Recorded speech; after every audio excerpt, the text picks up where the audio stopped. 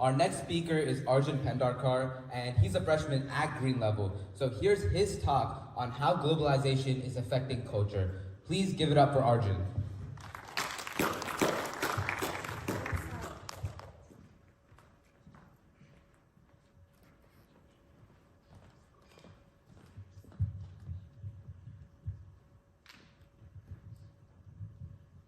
So did you guys like the intermission? Yes. Yeah. Alright. We live in a world of connectivity. From the foods we eat to the languages we speak, everything's connected through a process that we call globalization. For those of you who didn't pay attention in high school history class, globalization is a process in which the world is becoming more connected and interdependent. From fast food companies like McDonald's being available around the world, to people of all different races and religions living together in a community, the connectivity of the world has risen greatly. Because of this, so has the diversity. If you were to go to a grocery store right now, you would see all kinds of people, from a Moroccan lady bagging her groceries to an Australian guy walking around. Who knows, you might even see a Buddhist monk shopping for food.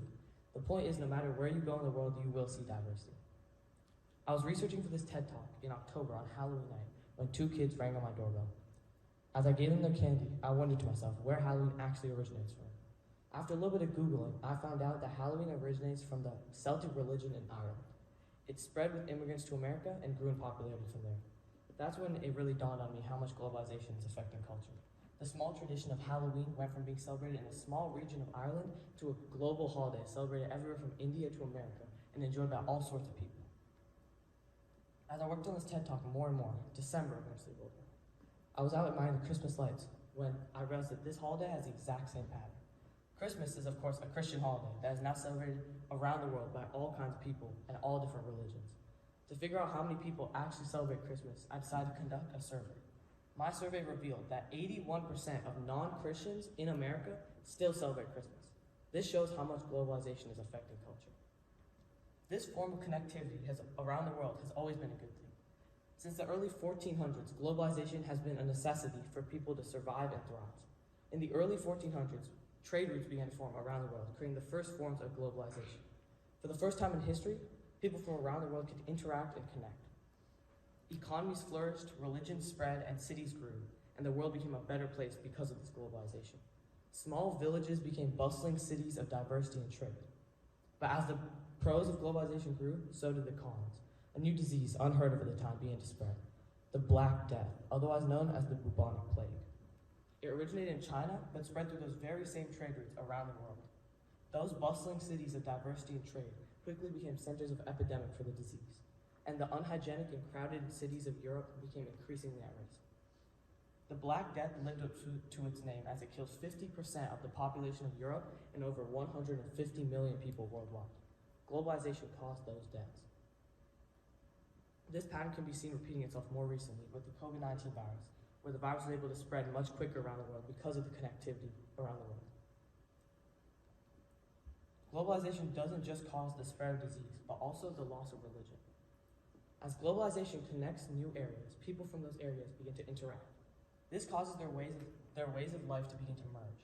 This can be a beautiful thing, like in the early 8th and 9th century when Buddhism spread to China and mixed with local Taoist beliefs to create a new branch of Buddhism called Zen Buddhism. But this can also lead to the downfall of religion. Let's go back to our friends, the Celts in Ireland. In their peak in Europe, they had a massive population, but through a series of conquests and invasions, their population declined significantly. This caused people to convert to more popular religions in the area, like Christianity.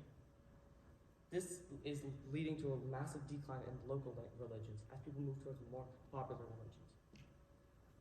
This pattern of local religions having a decline can be seen around the world, from pagan religions being replaced by Christianity in Europe to Hinduism replacing Buddhism in India.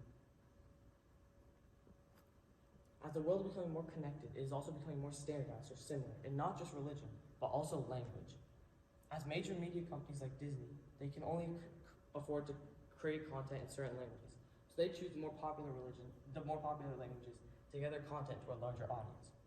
This is causing a massive decline in local languages as people move towards more standardized languages like English or Spanish.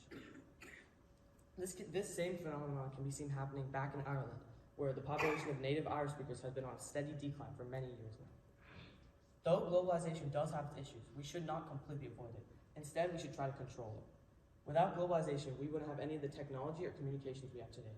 But with it, we are moving towards a more standardized world where everybody is the same. To avoid the standardization, we must promote the conservations and revivals of local religions and languages to keep our ancient traditions alive. Thank you for your time.